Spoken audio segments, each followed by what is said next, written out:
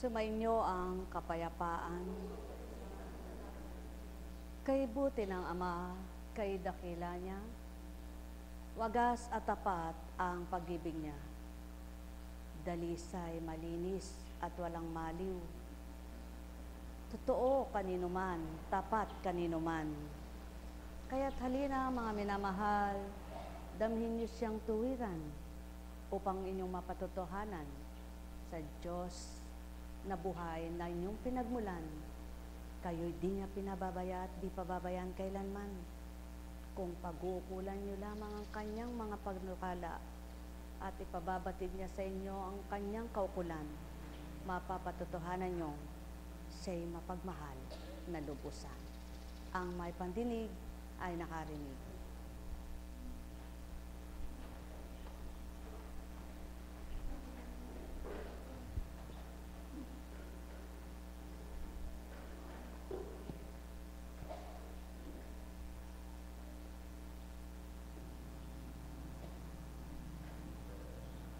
Tumpak at tama, mga minamahal. Kapag masigla, malakas ang inyong espiritu, pati katawan nyo malakas. Kaya subukan ninyo, mithin ninyong makamtan ito. Walang bagay na hindi kayo mauunawaan, makikita at kakamtin. Kung nakabubutit, makabubuti. Kung bakit ganon at ganyan ang kaganapan sa inyong buhay, ipapaunawa niyang lubos, mga minamahal ko. Wala kayong hindi masusuri sa mabuti't ikabubuti, sapagkat ang nagbibigay nito, yung espiritong nag-uulat ng totoo. At sa sarili nyo'y mapapatotohanan nyo, kay layo ng lakbaying pinagmulan ninyo, ngunit di madadarama at di makakadama man lang ng lumbay, hirap ng katawan. Sapagkat ang espiritong taglay ninyo ang siyang nagpapasigla, nagpapalakas, at pumapayapa ng isip nyo upang hindi kayo mabahala, matakot, mag-alala, ni mabagot at mainip.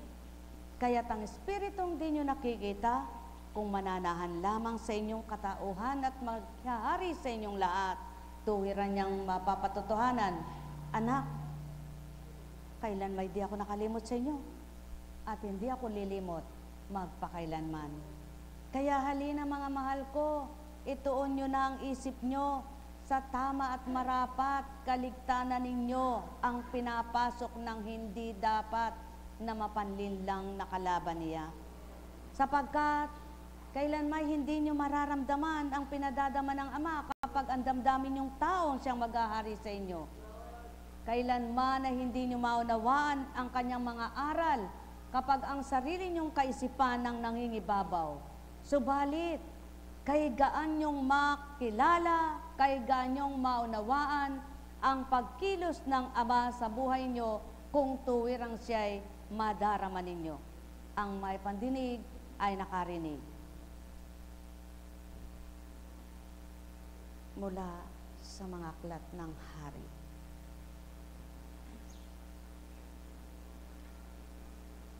Sa Syria ay may isang pinuno ng hukbo na labis na kinalulugdan ng hari, pagkat matapang siya, makapangyarihan at pinapatnubayan ni Yahweh. Kaya laging matagumpay ang Syria. Ngunit siya'y ketungin. Siya ay sinaaman. Minsan, ang mga taga-Syria ay nakabihag ng isang babaeng Israelita. Ginawa nila itong katulong ng asawa ni Naaman. Sinabi nito sa kanyang Panginoon, kung ang asawa ninyo ay lalapit sa propeta na sa Samaria, tiyak na gagaling siya. Ang sinabi ng Israelita ay sinabi ng babae kay Naaman. Nagpunta naman ito sa hari at ibinalita ang sinabi ng utusan ng kanyang asawa. Sinabi naman ng hari, pumunta ka at pagdadalhin kita ng sulat sa hari ng Israel. At lumakad nga si Naaman, may dala siyang 30,000 putol na pilak, 6,000 pirasong ginto, at 10 magagarang kasuotan. Dala rin niya ang sulat para sa hari ng Israel. Anang sulat, mahal na Haring Horam, ang may dala nito'y si Naaman na aking lingkod.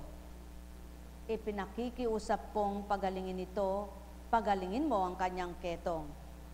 Nang mabasa ito ng hari ng Israel, ginahak niya ang kanyang kasuotan at sinabi, ako ba'y Diyos na maaaring pumatay at bumuhay? Bakit sa akin niya pinapupunta ang taong ito para pagalingin sa kanyang sakit? Baka naman humahanap lang siya ng dahilan para magdigmaan kami. Nang nabalitaan ni Eliseo ang ginawa ng hari, ipinasabi niya, bakit ninyo gagahakin ang inyong kasuotan? Sa akin ninyo siya papuntahin para malaman nilang may isang propeta rito sa Israel. Ipinasabi nga ni Haring Horam kay Naaman ang hanapin nito'y si Eliseo, kaya sumakay ito ng kanyang karwahe at nagpunta kay Eliseo. Kasama ang marami niyang kawal na kabayuhan. Ipinasabi sa kanya ni Eliseo, pumunta ka sa ilog Jordan. Lumubog ka ng 7 beses at mananauli sa dati ang iyong katawan. Gagaling ang iyong ketong. Nang marinig ang sinabi ni Eliseo, nagalit si Naaman at padabog na umalis. Sinabi niya, akala ko pa na may sasalubungin niya ako, tatayo siya ng tuwid. Tatawagin niya ang Diyos niyang si Yahweh sa ilog Jordan at itatapat sa akin ang kanyang mga kamay upang ako'y gumaling. Ganyan ang tao. Walang pagal na gusto niyang gawin sa kanya pagdakay gumaling. Bakit doon pa niya ako sisirin? Bakit hindi sa alinman sa mga ilog ng Damasco tulad ng Abana at ng Partar? Hindi ba't mas malinis yon kaysa alinmang tubig sa Israel? Siguro na may mas madali akong gagaling kung doon ako maliligo. At galit na galit siyang umalis. Lumapit sa kanyang mga katulong at sinabi, Panginoon, hindi ba't gagawin ninyo kahit mahirap pa riyan ang ipagawa sa inyo ng propeta? Gaano pa iyang pinaghuhugas lang kayo para luminis? Kaya nang mapag-isip-isip ito ni Naaman, lumusong siya ng ilog Jordan at lumubog ng 7 ulit. At tulad ng sinabi ni Eliseo, na nauli sa dati ang kanyang katawan at kuminis ang kanyang balat tulad ng balat ng sanggol. Bagamat ito'y nabasa na, subalit ang wika nga ulit-ulitin mang basahin sa harapan ninyo ang mga katagang naitala sa aklat na ito, ulit-ulit pa rin na hindi mawawalan ng ipapahayag at iuulat para sa inyong lahat. Ano baga ang ibig ituran sa kasaysayang ito? Mayroon ba kayong mithiin? May nais ba kayo para kayo'y gumaling? Subalit ang dami niyong reklamo, ang dami niyong tanong, ang dami niyong pag-aalinlangan. Nagagalit pa kayo kapag may sinasabi, akala ko ba kang magaling siya, bakit kailangan pang gawin ito? Bakit kailangan pang doon pa? Bakit ito pa ang kailangan samantalang kung gagawin niya? Akala ko titindig akong matuwid at sasabihin niya sa Diyos niya, gumaling siya. Yun pala'y uutusan pa ako kung saan ako dako magtutungo at kung ano pa ang gagawin ko. Yan ang tao, palibasay ugaling tao, isip tao, damdaming tao. Kaya ibinibigay ng Ama ang Espiritu niya upang matutong tumalima, sumunod sa kagustuhan at kalooban ng Ama sa di nila nakikita na may pag-aatas at pag-uutos para tupdin at gawin ang nararapat kanino man. Mga minamahal, kung minsan kay dalisan ang kamtin ng tao ang dapat niyang kamtin, ngunit napagluluwat dahil sa ugaling tao, nagtatagal dahil sa pag-uugaling kasutilan, sapagkat magaling magreklamo, magaling manalita ang tao, magaling magdahilan ang tao. Subalit ano ba ang layunin ng Ama? Anak, kilalanin mo ako at sundin at madarama mong ako'y mainam kanino man at ang buhay mong aking pahiram aayusin ko at gagawin kong mainam. Buhay ba ang Ama? Niloloob ng Ama na magkasakit ang tao hindi para pasakitan kundi para may pakita siya. At kung ito ang pananaligan at inaangkin na tuwiran, napapatotohanan sa may tapatang kalooban. Niloloob ng Ama kung minsa'y mahirapan upang mapakita ang kaginhawaang ibibigay niya. Subalit nakakamtan ba ito ng lahat ng mga anak niya na ninanasan niyang itighaw niya? Hindi. Sapagkat ang tao'y palalo ang isipan, mapangatwiran ang kalooban, mapagdahilan ang nilalang na hindi mo nasusuriin at sinusuri bago magturan. Ang wika ng Ama, alamin mo ang katotohanan upang hindi matigas ang loob mo para ikatwiran mo ang sariling kalooban mo, kundi alamin mo ang lahat ng makabubutit ikabubuti nang sa gayon ang mabuti kamtin mo bilang anak kong minamahal sa mundo. Mga minamahal, paano mararamdaman ng taong pag-ibig ng Ama kung ang damdamin niya ang pinananaig niya? Ano baga ang damdamin ng tao? Katulad nitong sinaaman. Nang dahil siya ay sinusunod ng tao at nang dahil siya ay magaling at pinapatnubayan siya sa palagay niya, wala siyang pagkilala sa tinunguhan niya, sapagkat ang alam niya, dahil pinapatnubayan siya, hindi na ito malalaman ng kanyang kausap. Ganyan ang tao. Kung minsan kapwa may galing, naglalaban-laban, sapagkat nagtatagis at nagpapaligsan sa kanilang galing. Ngunit paano ba na isasalarawan ang tapat at katotohanan ng tanggap ang Ama at ang Amang nangingibabaw? Nagkakaisa sila kapwa. Nagkakapanundo sila ng layunin, sapagkat ang isang layunin na kabutihan at nakabubuti, nauunawaan ng bawat isa, kaya kapwa man sila lingkod. Nagpapakababa sa bawat isa. Mga minamahal, ano baga ang ibig ituran? Walang mataas na tao. Lahat ay mababa sa pananaw ng Ama. Kaya't kailangan magpakababa ka sa kanyang espiritu at kumilala kang totoo kung sino siya at ano siya nang makita mo kung papaano kumilos siya sa buhay mo. Walang marangal na tao, maliban ang tunay na marangal at dangal ay ang Ama. Subalit, may paparangal mo ang kadakilaan ng Ama sa kabutihang loob mo, nakikilalanin at makikilala mo siya. Marangal at tunay na nais niya ay karangalan. Kaya ang lahat ng kanyang mga anak, walang batid, walang kaalaman, binibigyan niya ng karunungan, sinisidlan niya ng kaalaman, upang kung sino siyang kanilang magulang ay makamtan nila ng tuwiran. Kung minsan, maayos na dapat, nang dahil isip at damdaming tao nagugulo pa, dahil sa hindi nila tamang pag-uugali, tamang pangangatwiran. Mga minamahal, bagamat nakita ang kamalian, hindi nagsalita ng kung ano-ano itong si Eliseo, kundi ang sinabi ay gayon lamang, walang paulit-ulit. Ngunit ang tao, paulit-ulit ang pagtatanong, paulit-ulit ang pangangatwiran. Gayon ang mga lingkod na Ama. Kapag sinabing minsan, sapat na, tama na. At kung ayaw mo sumunod, bahala ka. Ngunit kung susunod ka, makikinabang ka. Buhay ba ang Ama? Kaya naman, nang makita nitong sinaaman ang marapat niyang tupdin na pagnilayan niyang sinabi ng kanyang mga alipin, sumunod siya at nakita niya ang salita ay buhay na di nagkabula. Yan ang pawang katotohanan. Mapapatotohanan ng Ama ang kanyang salitang buhay, sundin niyo muna, tupdin niyo muna, tanggapin niyo muna, at kikilos ang kanyang kapangyarihan upang mapatotohanan na siya ay buhay at ang mga anak niya na nagpapakasakit, nagsusumakit, na siya'y sundin at sumunod sa kanya, pakikilalang siya ang pinaglilingkuran. Mga minamahal, ang may pandinig ay nakarinig.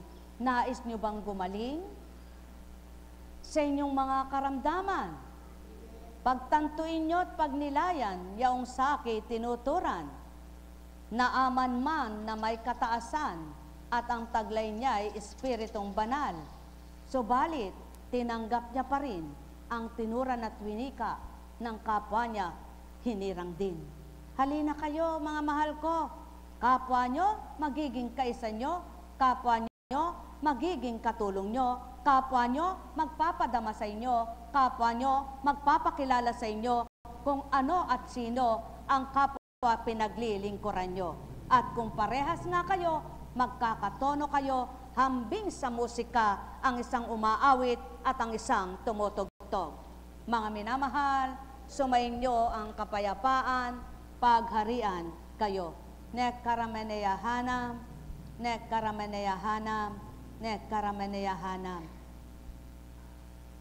Sapagkat kailangan munang lumayo at humanap ng iba itong sinaaman upang patotohanan. Hindi lahat ay masusumpungan at hindi lahat ay makakamtan sa sariling kanyang bayan. Kaya kailangan siyang lumayo at tanggapin ang kapwa niya. Kung minsan, ang mga pangarap nyo, kailangang makita nyo sa iba't ibang dako. Subalit, kung loloobin ng Ama, hindi nyo man pangarapin sa sarili nyong lugar, pakikita ang inyong kakamtin ay higit pa. Mga mahal, iba't iba ang panukala ng tao sa buhay nila. Iba't iba ang pagsusuri ng tao sa gawa ng Ama. Iba't iba ang nararamdaman ng tao sa pandama nila. Subalit, sa iisang Ama, kumilala at tumanggap kayo, isa lamang ang layon niya. Ang kayo'y magmahalan, magkaisa at iligtas niya. Ang may pandinig ay nakarinig. Sumayin niyong kapayapaan, pagharian kayo. Buhay ba ang Ama? Buhay ba ang Diyos? Tapat ba ang Diyos? Kaya mataas man ang katungkulan itong sinaaman nang kausapin siya ng kanyang mga katulong at pinagnilayan niya ang kanyang sinabi, ang kanilang sinabi, siya mismo ay sumuko rin. Nawa maganap ito sa lahat ng tao. Na kahit na mas mababa sa kanya, matutunan niya namang paniwalaan at tanggapin. Hindi naman porket siya nasa kataasan, ang kanya na lamang ang pananaigin, ang kanya na lamang ang kanyang pakikinggan. Sapagkat kumisan kung sino ang hamak sa kapwa mo, na palagay mo'y hamak, may tutulong pala. Buhay ba ang Ama? Kaya sa pamamagitan ng mga katulong niya na nagsalita, naunawaan nila ang gagawin nitong si Eliseo sa kanya. Kaya nang mapagnilayan niya, tinanggap niya na. Sumunod na kay Eliseo. Nagbalik siya at lumusong sa ilog Jordan. At nang tuparin niya, gumaling ang ketong niya. Buhay ba ang Ama? Kaya isinasalarawan sa kwentong ito sa bahagi ng buhay ni Eliseo, ang Ama kumikilos sa buhay ng bawat isa. At ang bawat ginagamit niya, dapat kumilala sa kung ano ang gagawin ng Ama. Huwag sa sarili lamang nila. Kaya naman, ang bawat isang anak niya na naghahari ay siya, napapatotohanan ang espiritu ng katotohanan at matibay na paninindigan nila ang kanilang ginagawa, napapatotohanan ngang tagumpay ay nakakamtan. Buhay ba ang Ama? Buhay ba ang Ama? Dakila ba siya? Kaya kay luwat man ang sakit niya, sa isang iglap na kumilos ang ama. Sa pagtalim at pagsunod niya, naramdaman ang kagalingan, nakamtan ang kagalingan. Buhay ba ang Diyos?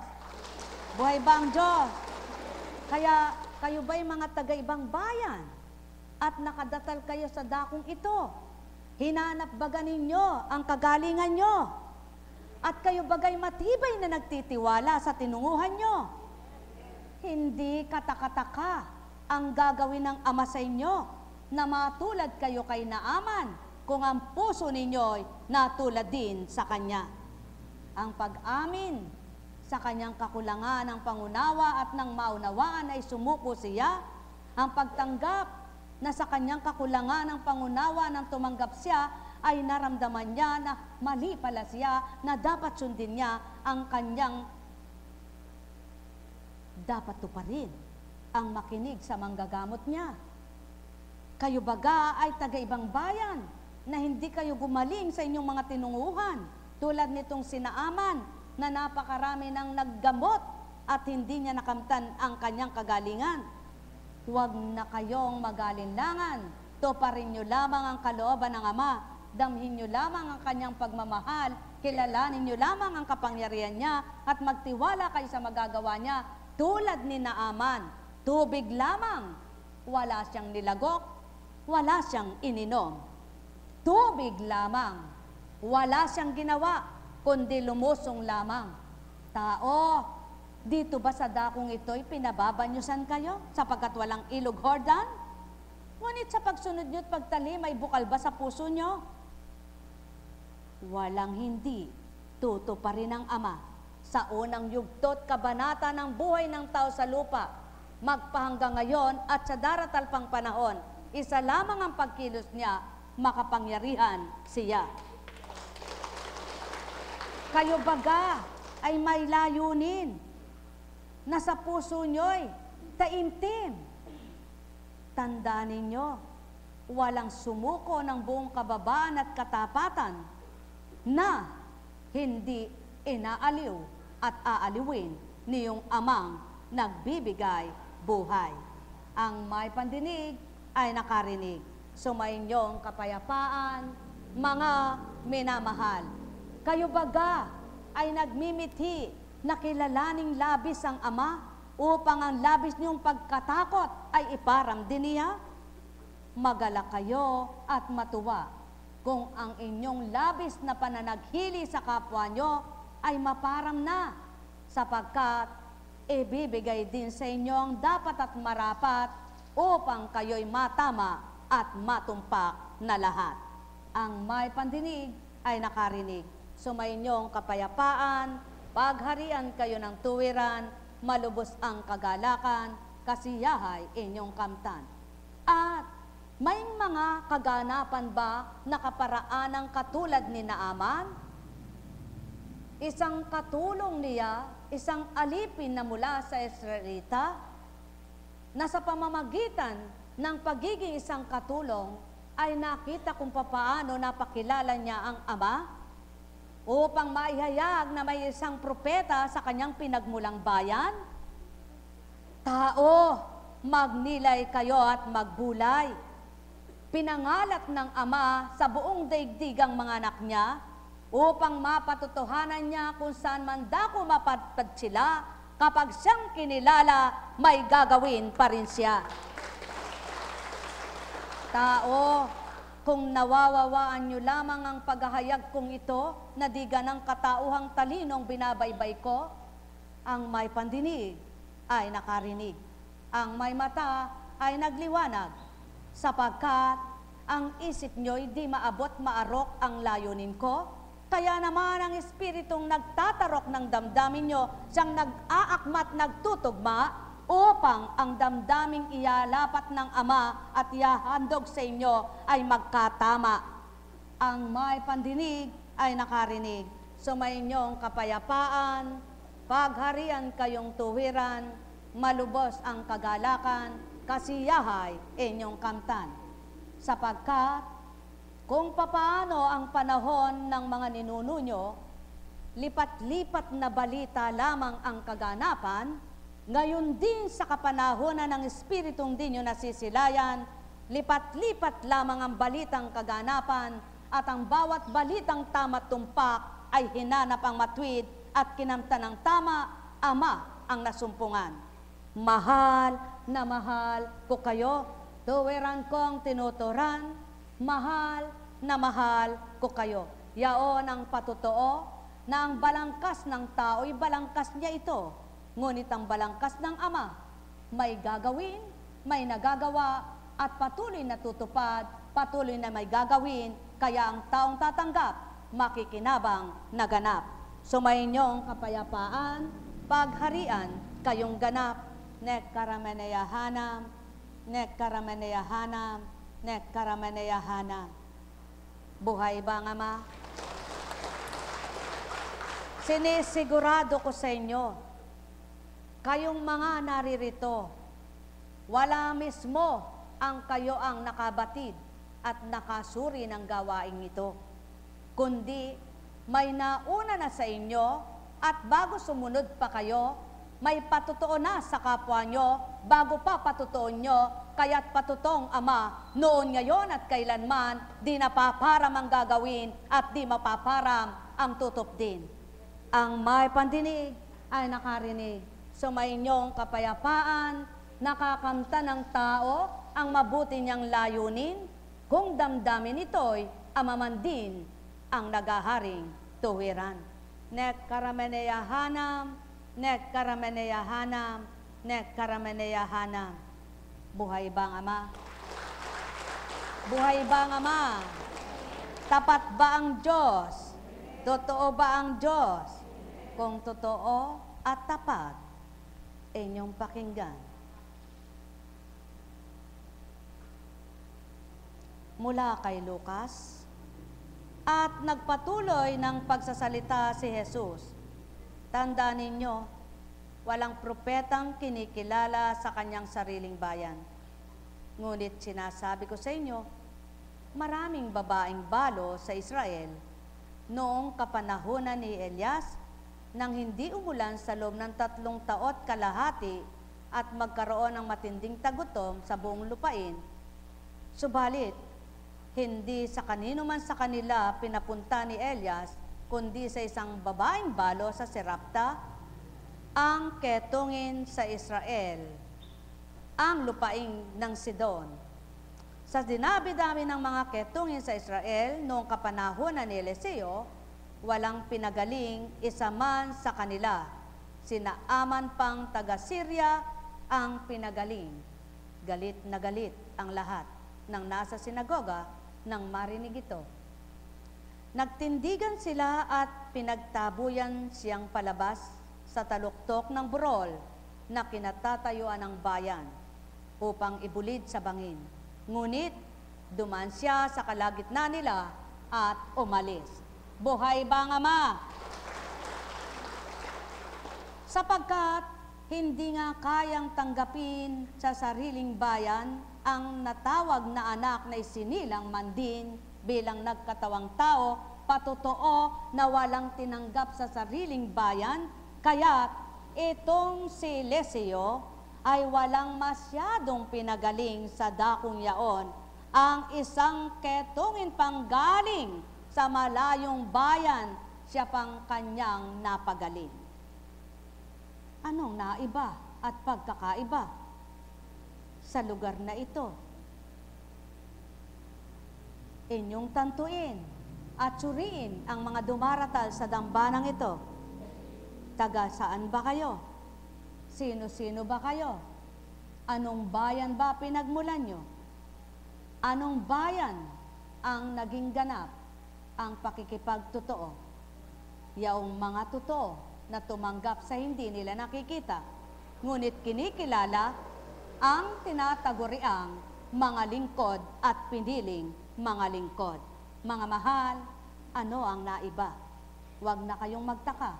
Kung sa sariling lugar nyo, mga lingkod kayo, di kayo matanggap-tanggap ng lahat, hinahamak, pinagtatawanan, subalit, malugod matuwa kayo at magalak, sapagkat sa ibang bayan naman, doon nagpapakita ang Ama kung paano kayo tanggapin, mahalin at mapakilala ang mabubuting gawa niya sa inyong mga hinirang niya.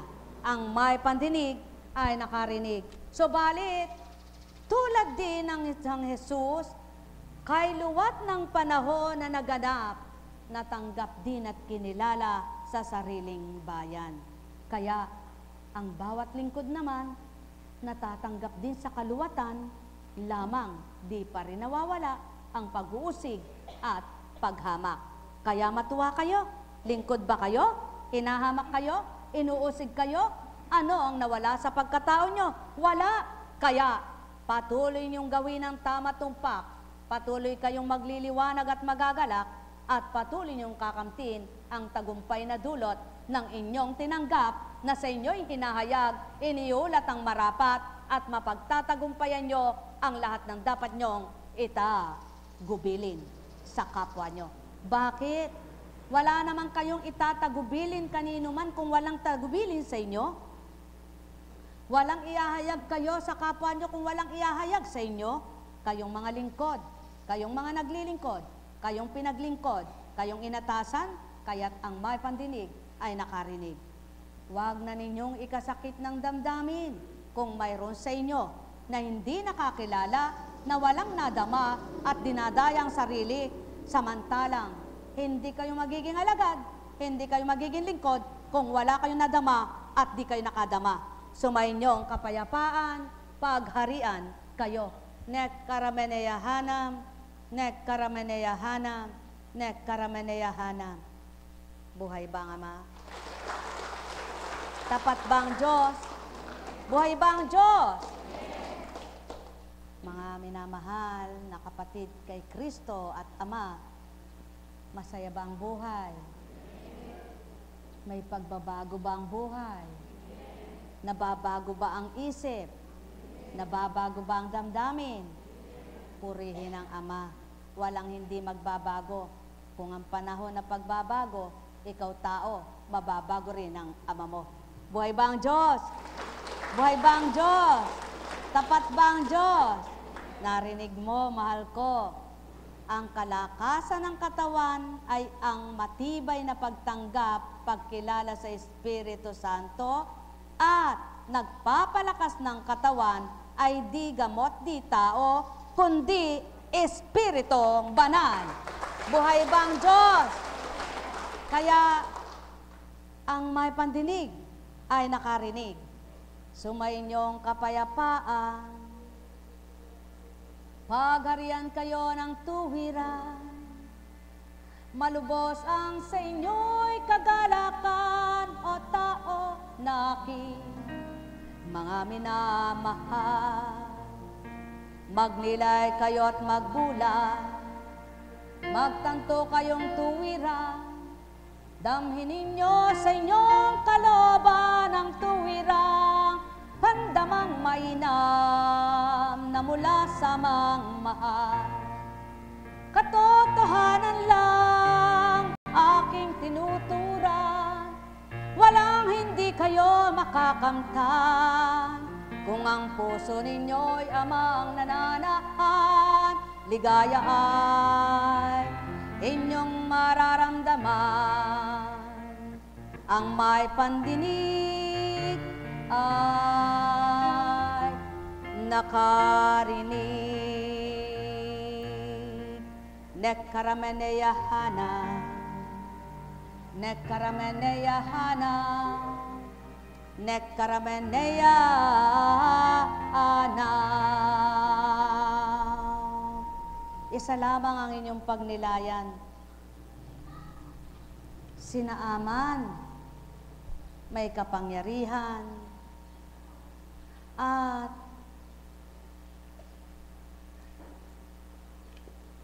mayaman. Sigurado, mayaman ito. Dahil siya'y lingkod ng Diyos at pinapatnubayan ng kanyang espiritu. Kaya nga siya nagtatagumpay sa lahat ng laban niya. Isa siyang pinuno ng hukbo na labis na kinalulugdan ng hari, pagkat matapang siya, makapangyarihan, at pinapatnubayan ni Yahweh, kaya laging matagumpay ang Syria. nalugod ang hari sa kanya. Ngunit, patotoo lamang, kahit nalulugod ang hari sa kanya, at pinapatnubayan siya ng Espiritu, hindi perpekto ang buhay niya. Nagkaroon siya ng ketong at hindi gumaling-galing. Kahit na ano pang gawin sa kanyang pagpapagamot at gamot ay hindi niya matanggap-tanggap ng kanyang balat. Bakit? Sapagkat may kaukulan at may pamamarang iba na iba sa layunin at kaalaman ng tao. Kaya kataka-taka ba kung ang gawa nito may mga gumagaling na labis ng ginamot, na labis ng kailuwat, subalit sa isang iglap na nagtiwala, wala mang ginamot, wala mang nagamot, nakinig at tumanggap, gumaling. Buhay ba ang Ama? Patotoo lamang, hindi tao ang manggagamot, sapagkat kung tao, dapat hindi na umalis si Naaman sa Syria. Doon na siya dapat gumaling. Ngunit hindi siya doon gumaling sa bansang Israel. Buhay ba ang Ama? Kaya, ano ngayon ang mairereklamo mo sa Ama? Kung saan kanya dadalhin para doon ka gumaling. Kaya, wag na kayong magtaka. Ginamot ka na ni Juan, ginamot ka pa ni Pedro, ginamot ka pa ni Petra, ginamot ka pa ni Juana, iba't ibang panggagamot, ginawa na nila. Yun pala, kay Solomon kagagaling. Kaya, ano naman ang inyong dapat masuri? Kapag doon ka naman gagaling, may pamamaraan siyang gagawin. Sa balita lamang at pahatid na salita, kung susundin mo'y matutuntun mo ang dako at kung saan lugar. Kaya naman, ang bawat tulay may katugtong at bawat daan may dugtong-dugtong. Ang bawat panig may anggulot katapusan, ngunit ang buhay hindi mawawangis sa daan at tulay, kundi hanapin mo ng masumpungan mo ang mag-uugnay sa iyo para madama mo, makilala mong Ama at kamtin mo kagalingan mo. Buhay ba ang Ama? Buhay ba ang Ama? At sinasalarawan din sa dakong ito kung papaano ang kaganapan ng isang propeta at isang kawan, isang hukbo na pinuno. Mga minamahal, gaano ka ba kataas, gaano ka ba katalino, at gaano ka ba kalakas? Tandaan mo, maaring isang araw dapat bumaba ka para kamtin mo ang tagumpay mo. Sapagkat kung napagtagumpayan mo ang lahat, ngunit kung sa sarili mo ay mayroon ka pang dapat isuko, hindi mo yan kakamtin. Kaya't nang isuko ni Naaman ang kanyang taas at kataasan, binaba niyang sarili niya, nagpakababa siya, at sumunod siya, nakamtan niya ang magaling na katawan niya. Buhay ba ang Ama? Mga minamahal, hindi nyo ganang mawawawaan ang binibigkas ko kung ganang taong pag-iisip na magninilay kayo. Mawawawaan nyo lamang lahat ito kung ganang espiritong taglay ninyo ang siyang magsusuri at pabuunawa ito sa inyo. Kaya't patotohanan ninyo, ang espiritong di nyo nakikita ay taglay ninyo sa katawan. Nagbibigay sigla, lakas at tibay, pangunawa na mainam. Ang may pandinig ay nakarinig. Sumainyo ang kapayapaan, pagharian kayo. Alalaumbaga, nawa ang dapat nyong hilingin ay ito. Panginoon ko at Diyos ko, anumang pamamaraan mo para sa kagalingan ko, ituro mo at maibigay na nang ako'y gumaling habang ako'y mabubuhay dito sa lupa. Buhay ba ang Ama? Buhay ba ang Ama? Tapat ba ang Diyos? Sinabi sa inyo, kung nais mong gumaling, huwag ka na munang magagalit, huwag kang magdaramdam, huwag ka nang nag-iisip, huwag kang matampuhin. Lahat naman na yan, ayaw mong iwasan, ginagawa mo pa rin. Nakarinig ka ba? Tumanggap ka ba? Nakaunawa ka ba? Hindi. Buhay ba ang Diyos? Buhay ba ang Diyos? Tapat ba ang Diyos? Kaya, sa mga tumanggap, manalig ka. Mayroon kang Diyos, Ama, na di mo nakikita sa iyong mga mata. Nananalig ka bang mayroon siyang gagawin at may bibigay niya tuwirang hiwaga niya't himala sa buhay mo bilang tao. Halina, halina, halina kayo, magdilay at magbulay. Magtanto kayong lubos sa winiwika ko at suriin lahat ang salita ko. Bulay-bulayin nyo't tantuin ito nang maramdaman nyo ang nagagawa ko sa bawat saglit ng buhay nyo bilang di nyo nakikita. Subalit mahal kayo.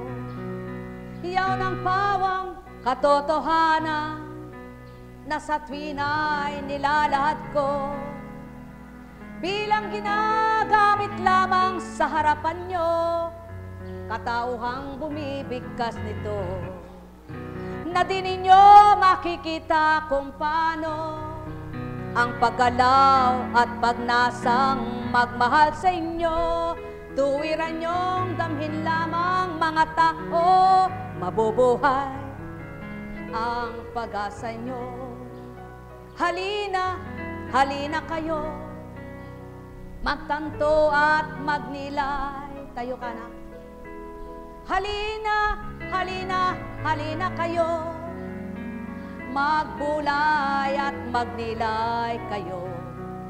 Halina, halina, halina kayo, lahat ng wika ko'y tantuin nyo, lahat kayo'y magsuri at magnilay, makakamtan nyo liwanag ng buhay, pagkat kayo'y buhay, na marapat magsikap, magsumakit na ganap, na ama'y matanggap.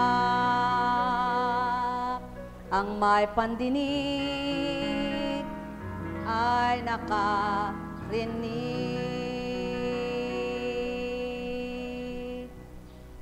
Nasisaryan ka ba? Yan ang katotohanan. Paano kung natakot ka sa sinabi? E de maghahanap kang parang talilong sa perang pansisaryan. Subalit dahil nagtiwala siya sa sinambit ng ama na di naman niya nakita, eto siya ngayon, normal na nagsilang. Wala siyang natutunan kung yaon na mas mahirap ay naganap sa buhay niya. Ang bukol niya ay mawala. Ano pa kaya ang sinilid na sanggol sa sinapupunan na hindi mailuwal?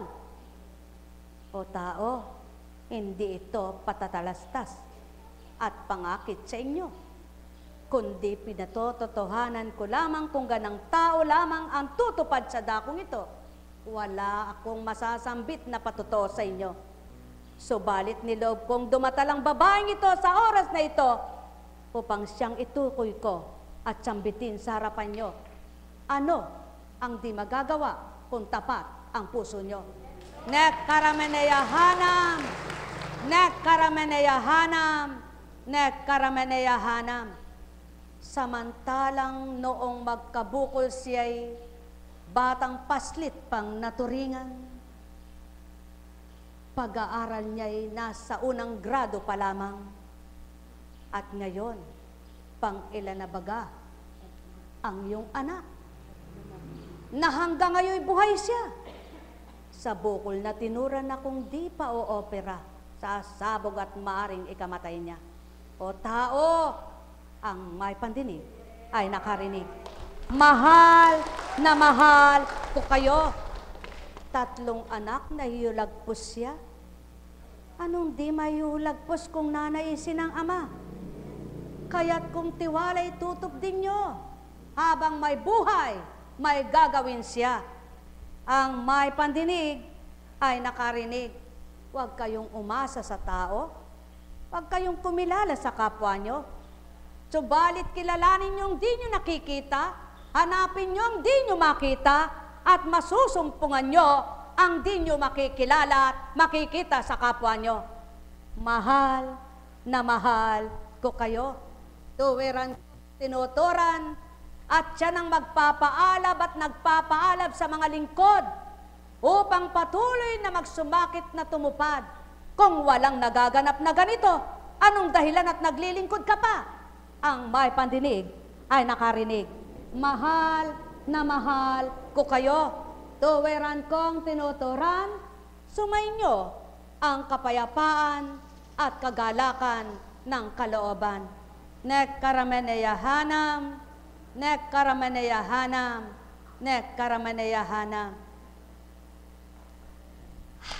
Buhay po ba ang Diyos? Tapat po ba ang Diyos? Dakila po ba ang Diyos? Oh, maklak ka pa.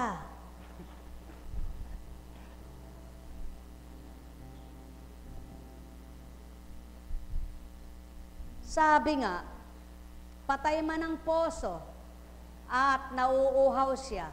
Kung titingnan mo lang, hindi magbabalik ang pagkauhaw niya. Subalit humanap ka ng paraan, buhusan mo siya at salubungin mo. Sigurado aakyat ang tubig niya.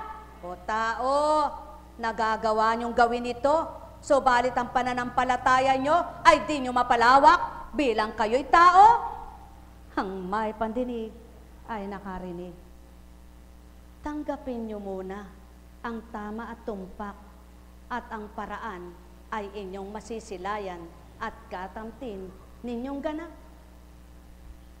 Nakakagawa kayo ng pamamaraan sa buhay nyo kapag gusto nyo. Sa pamamaraang manampalataya, di kayo makagawa. Ang may pandinig ay nakarinig.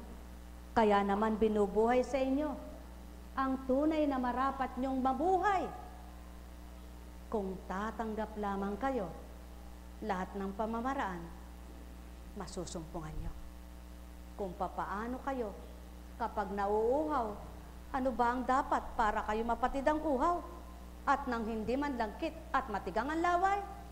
Nagagawa nyo ang pamamaraang ito, ngunit hindi nyo naisip sa nagmula tubig na iniinom nyo. Mga mahal, ang may pandinig ay nakakarinig at nakarinig. Nagagawa nyo kapag kumakalamantiyan nyo, humahanap kayo ng pagkain para sidlan ito. Subalit, ang nagsusumigaw niyong kaluluwang gutom at uhaw, hindi nyo maalalang pakainin at painumin. Mahal na mahal ko kayo. Tuwiran kong tinuturan. Paano niyong mararamdaman ang paghihirap ng inyong kaluluwa? Nagsasabi ba siya? Katulad ng inyong tiyan? Nagpapadama? Hindi. Nagpapaalala ang Ama upang mabatid nyo. Kung may kulang pa rin kayo, mapunuan sa mabuting tutup din ng bawat isang anak na mainam. Mahal na mahal ko kayo. Tuwiran kong tinuturan, mahal na mahal ko kayo. Nagagawa niyong hanapin ang ikagagalak ng inyong puso. Subalit ang ikatutuwa at ikalulugod ng Ama, ayaw niyong hanapin. Magbigay naman kayo ng patuloy kayong bigyan. Kumilala naman kayo ng patuloy kayong kahabagan. Sumunod naman kayo ng patuloy kayong mahalin. At huwag kayong pagsawaan. Sapagkat kung paano kayo'y nanghihinawa, ang Ama nyo rin magsasawa. Mahal na mahal ko kayo. Matimbang ang wika ko. Timbangin nyo sa puso nyo. makabuluhan ang salita ko, suriin nyo sa isip nyo. Kapag natanto kayo, maaabot, mawiwika nyo rin ito, sapagkat siyaw ng pawang katotohanan na layon ko sa mundo. Bagamat di nyo nasisilayan at paggalaw ay di makita, kung may pandama kayo, nadama nyo rin ako. Mahal na mahal ko kayo, tuwiran kong tinuturan, masid kayo ng masid, titig kayo ng titig. Sa kapwa nyo'y nakasusuri kung ano ang itsura at kung ano ang daladala. Subalit paano nyo mamamasdan, ganap na makikita ang kabutihang taglay na sa inyo'y aking alay, kung di nyo mararamdaman ang pag-ibig kong tapat kanino man. Mahal na mahal ko kayo, tuwiran kong tinuturan, damhin nyo muna ang bumuhay sa inyo upang mapaniwalaan nyong buhay at makapangyarihan sa buhay nyo.